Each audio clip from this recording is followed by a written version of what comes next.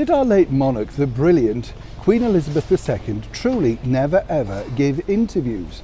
This may surprise you. Hi, good morning, Neil Sean here in the very heart of London. Nice to have your company today. And yes, as ever, lovely to see you. Hope you're all keeping well. Don't know about you, I'm exhausted now.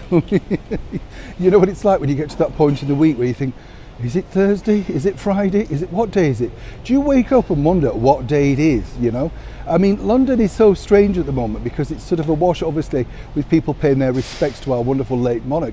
But it feels like a Sunday every day, you know? It's quite quiet. People are being very respectful, which is nice to know.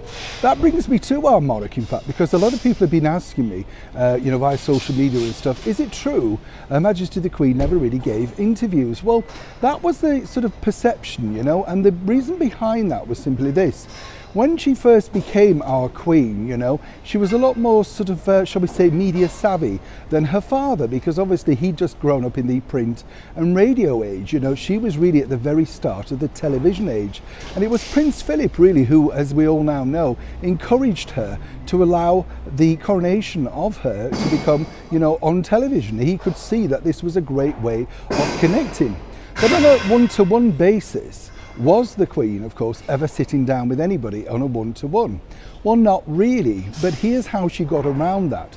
We've seen lots of pictures, haven't we, of the Queen variously in fabulous sort of portraits, and do you remember that very funny, and I thought it was a really nice picture, in fact, of her on the front cover of Vanity Fair with her corgis around her. I just thought that was a wonderful picture that captured exactly the essence of the late Queen. I thought she just looked great. And of course, you know, there was a feature about her, but once again, no direct interview.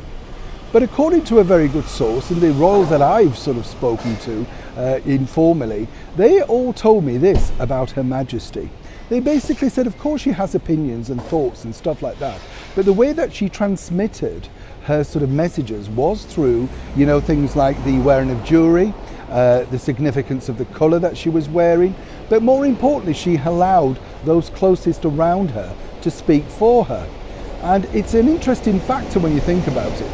I think this is so correct, you know. We have had various members of senior royals, like Prince Edward, like His Royal Highness, now King Charles III, Princess Royal, Princess Anne. They've all let us know exactly what the Queen felt or thought about certain things, all of course with granted permission from the monarchy first.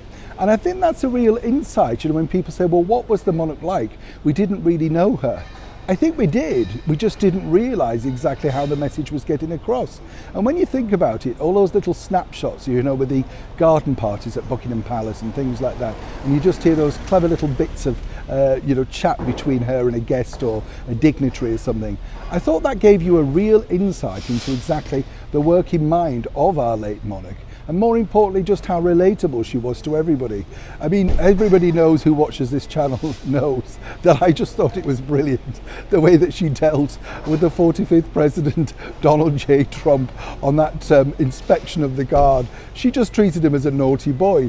And anybody there, literally, who was watching that, as we were, just thought, oh boy, when he watches this back, he's going to know he's been told off by his mum. You know, that's the way it sort of came over, even though I don't think it actually resonated with Mr. Trump.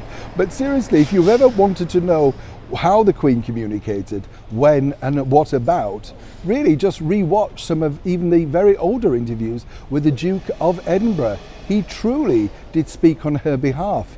And when you watch it now, you truly get the impression that all had been cleared. But more importantly, when people say our late Majesty didn't have a voice, oh, she certainly did. Neil Sean in the very heart of London.